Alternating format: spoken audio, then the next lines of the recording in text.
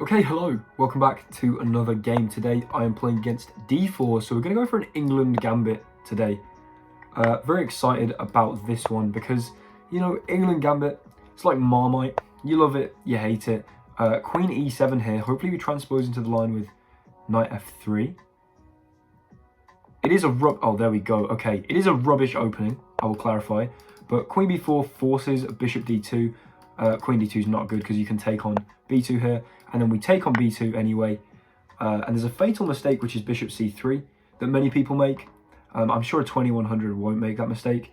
The reason that's a mistake is because bishop b4, and there's actually no real way to stop, you know, these dark squares being that weak.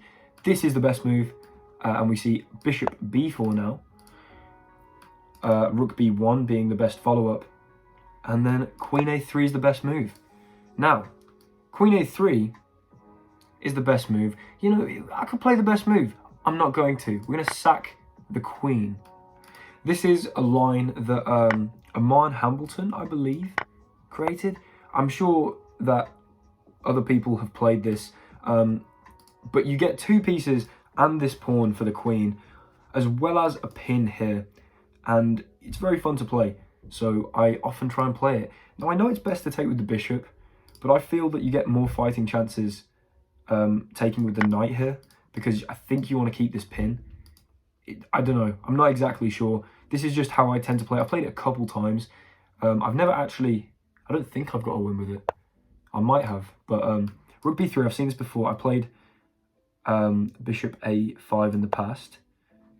Looks like it blunders here, but it doesn't. I can always play knight c6. But we have a bishop pair, effectively, and hopefully black is quite immobile. Now that's very interesting. Never seen that before. Okay, I guess, point being... Wait, how is that not just a win? Is that just a massive win? I may be being very stupid. If f6, here.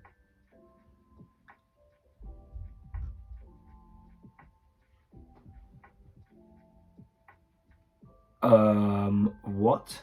I've played this exact line before and the computer did not show me about rook e3. There must be a reason this isn't very good. d6, f4. Maybe bishop b6. Oh, okay, I think I see something. Let's play d6 here. And if f4, there we go. Attacking this, it is pinned. But I think we attack the rook now, also creating a very, very strong bishop. And the rook has to go to here, and then we go bishop f5. That's what I'm seeing. So we attack the rook. If you take and then give me the rook for this, fine.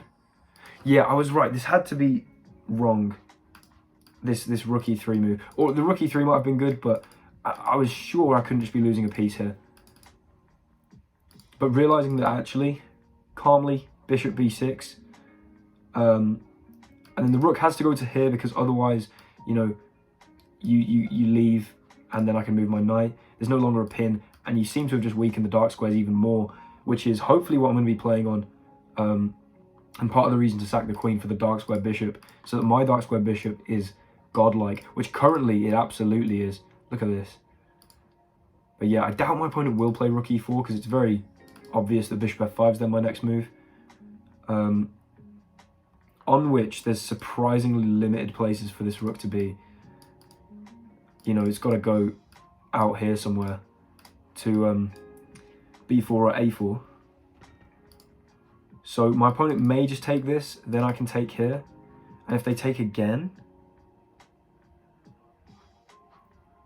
I guess I take again? Not sure. Takes? Okay, they just move the rook and attack g7, which is quite interesting. The main idea to work around this pin is now gone, so ideas like knight c4 don't really seem anywhere close to as strong. But this looks disgusting.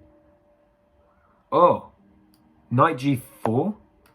And I'm just, what are you doing here about this? My bishop holds the knight.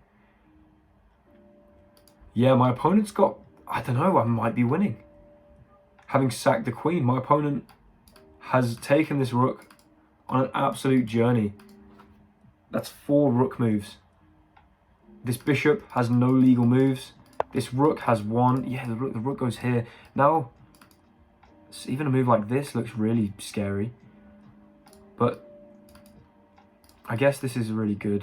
Well, it's probably the only move because you need a way of stopping just this forking here, I think. But if I play this so that the king doesn't also threaten the knight, then I guess... Ooh, not queen here. Okay, so the queen can't go here or here. So, queen c1. Is everything looking uncomfortably alright? Bishop g4.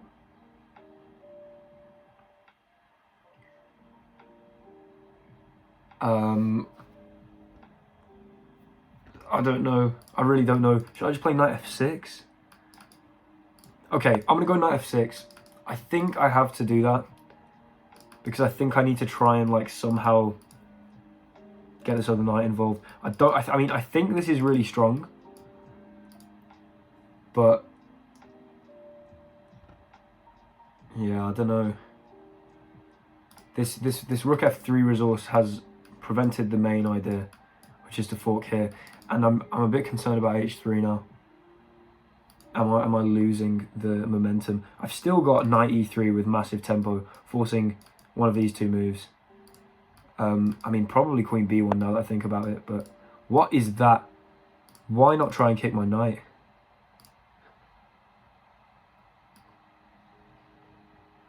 Okay, here rook takes. Whoa, sorry. Here rook takes, bishop takes, king takes, knight here.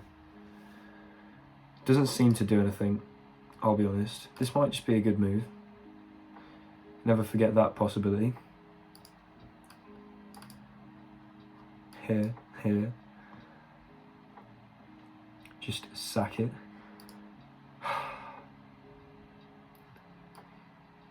What about here and like bishop g4 now? I don't know, am I actually threatening anything more? Yeah, let's just castle. You can play h3. I'm just going to castle. I'm going to leave this bishop as the best piece on the board. And you're just still not going to play h3. Okay. I feel as though I can play d5 here. Because if takes, I'm thinking rook e1's got to be really good. Actually, whoa, this is a fork now? Hello? This is a fork now. I hit your queen, I hit this. No, because there's now queen e2. What am I doing? Okay, that might have been an oversight. Which, well, I mean, that was an oversight. But I put the other knight in here and play arguably the greatest move man's ever seen. Wait, this is also held by the knight. That was arguably the worst move I've ever played. Or it might be good, but not for the reason that I was hoping. Should I play d5? Let's play d5. Just, I've drawn the queen here, intentionally. That's an e-file. If you open it, you're dead. Hopefully. Here, somehow. Wait, I have this. I still probably have this, but then bishop here is maybe a move now. But then this pawn here. But this is actually held. Oh, I don't know what's going on. This is far too complicated. But I did just have takes on here. Dislodging this king. And then here, oh, I just missed the tactic. No, I had a win.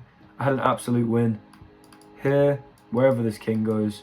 Knight here, and a fork. Okay, well, I mean, that's still, I mean, d5 tempo on the bishop, though. Bishop moves. Then I do this. No, because it holds this. Whoa. Check here.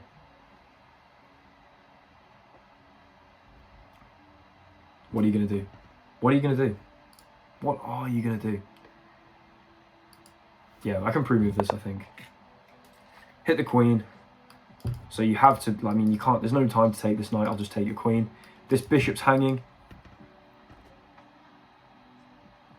I mean, what is going on? Wait. take this, hit your queen again.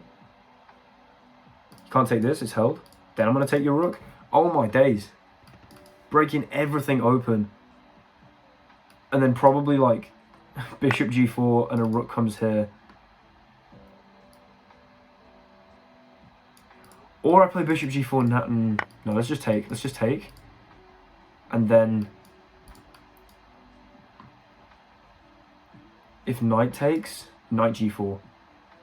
And just go straight back to threatening both of these squares. Okay, so pawn takes to probably prevent this knight from going there. Now, threaten the queen. You still can't take this knight. I'm leaving this knight hanging. I'm just threatening the queen. I've got a bishop pair. I'm just winning.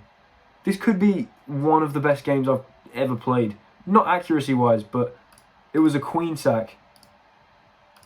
And I must be winning here. I just must be winning.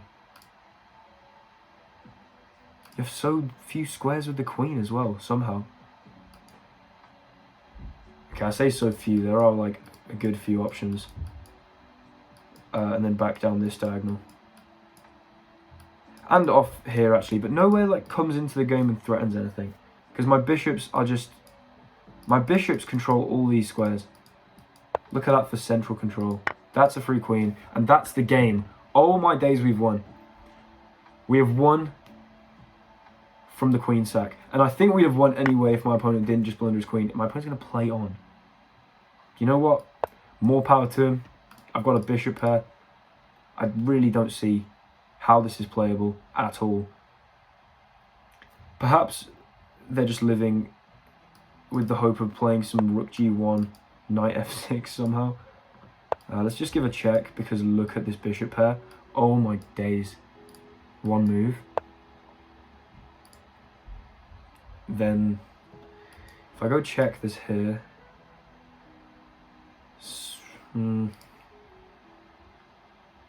Let's just double these rooks, I guess. I mean... Yeah, look, there's resignation, because I'm going to go here, I'm going to go here. There's going to be nothing to do. And that is a win with a queen sack. A prepared queen sack. What a game. Let's look at the analysis. Okay, here we are in the analysis. Let's get straight into the game. So, d4, e5, of course, the Englund Gambit. Absolutely awful, but I'll admit I was hoping I'd get this exact queen sack line. I've had a little look at, well, I say I've had a look at it. I've watched an Armand Hambleton video on it. I thought it was brilliant. So I thought, let me have a go at that myself.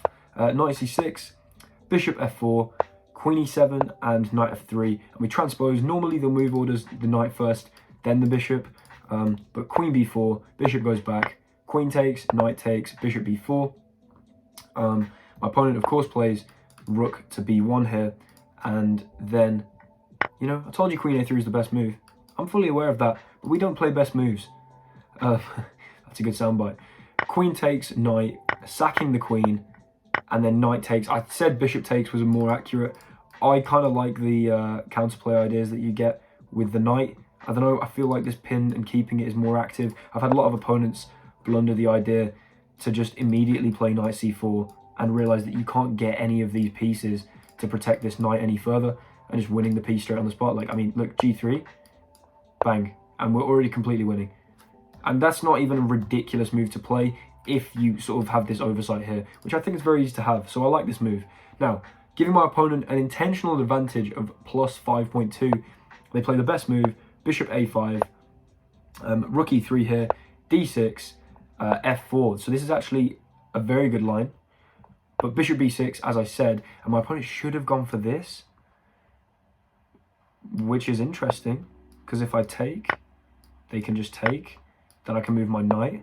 And I've equalized material, but actually now there's no real threat because the dark squared bishop's gone. That makes sense. Trading off my dark squared bishop for the exchange, probably not great. But then look, we see rook g3, and I hop in to g4 here, which it says is a little inaccurate, but I would play this all day, every day. I mean, look at the way this bishop and knight work together, creating problems here. e3 being the best move, actually. And if takes... Whoa, e3, if takes, what are we doing? We're doing this. Because rook takes, bishop takes, yeah. queen e2, and I actually can't save this bishop. Okay, hopefully I'd have found that in the game, but my opponent doesn't go for e3. They go for rook f3, and I should have gone for knight e3 straight away. Sorry about that. I should have gone for knight e3, and then, yeah, queen b1, and then what? This knight just comes here, and I just say, look at my knight. Fair enough. I went for knight f6. Still pretty good. It says blunder because I think knight e3 is the only way to actually keep it drawing. But 2.2, you know, we're in a far better position than we were a few moves ago in the 5.2 intentional advantage that we gave my opponent. But then this pawn comes here. I just castled. Fine. Bishop comes here, and I should have played d5 straight away. I think I thought to do that. But I got all overexcited and put the knight in here because I thought it was a fork, because that was a complete lapse in judgment. Although still, you know, now the game is relatively equal because he could have sacked the rook, but instead we see queen e2. Now here I missed to take on c2 immediately, which is criminal. That's kind of awful. Don't know how I missed that. However, d5 still pretty even, but my opponent then misses the idea. Then we find this combination, and I think it's just, my opponent's just dead from here on out, because king moves, knight goes to here, then queen here is rubbish because, well, that's a bit harsh, but it's not very good, because now I can take this bishop with tempo here. So not only losing a rook, but you're losing a bishop. Queen takes. I could have gone bishop e6 first, but I just took the knight, then played bishop e6, and yeah, -10 in this position. So if my opponent hadn't then blundered the queen, look, this isn't even classed as a blunder because of how far gone the position was already. If the queen had gone here, would I played rook d8? Oh no, sorry, save the knight first, go after this square. But then rook d8 is going to come. Sorry about that, I need to get used to the lead chess. But queen goes to e4, take it, give a little check, give another little check, and then just lift the rook once ready to double it. There's just nothing to be done here. I mean, in the computer's best line, you actually have this going on, and after takes, the king, I guess, can then escape from the back rank somehow, but you have to give up all the material. If you don't do that, then say we see some move like this is just mate. And if there's a, I don't know, if you try and sack the knight, there's a pretty cool line that I just thought of with takes and takes. And after takes here, the king actually can't move anywhere, so whatever you play next is going to be mate in one. But instead of delivering this mate, you can actually just go rook e8 checkmate. And I mean, look at that. That is just like every piece getting involved there. Every piece necessary. A bishop pair and a couple rooks, all from long range. You know, no piece within this massive area here, but checkmate to the white king. You know, but my opponent obviously resigned, and we got the win from a prep queen sack. Okay, thank you very much for watching. If you enjoyed, I'd really appreciate a like. Comments as well, super helpful for the algorithm. A lot of interaction on the videos is always great for getting YouTube to start, you know, pushing my videos. So hopefully one day Amon Hambleton can see what he has inspired. But yeah, if you're new to the channel, really appreciate a subscribe. I think we're closing in on 600, which is, you know, the first sort of benchmark over that halfway point to 1,000, which is very, very cool. So I'm super excited for that. Yeah, camera's shaking, interesting. Thank you very much for watching, and I'll see you in the next one. Goodbye.